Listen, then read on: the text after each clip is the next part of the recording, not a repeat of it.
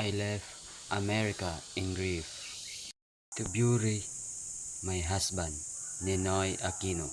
I thought I had left it also to lay to rest his restless dream of Philippine freedom.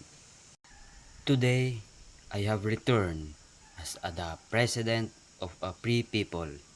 In burying Ninoy, a whole nation honored him. A nation in a shame recovered its own.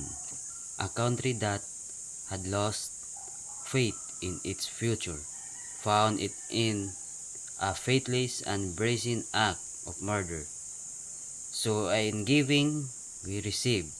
In losing, we find. And out of defeat, we snatch our victory.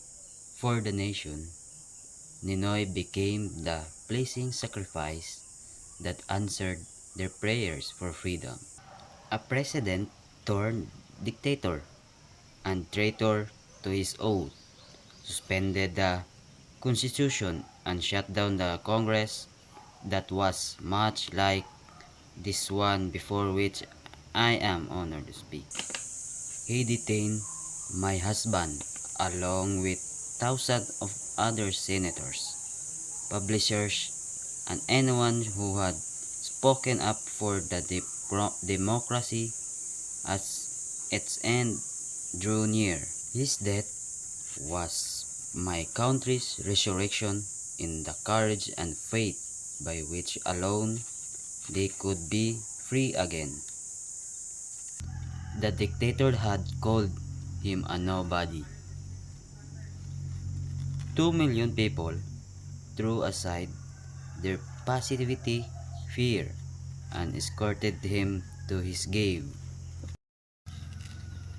And so began the revolution that has brought me to democracy, most famous home, the Congress of the United States. The task had fallen on my shoulders to continue offering the democracy alternative to our people.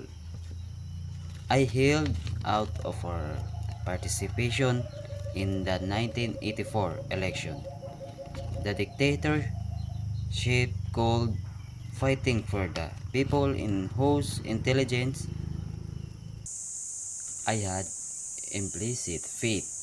Now, we are restoring full constitution government. As president, I will not betray the cause of peace.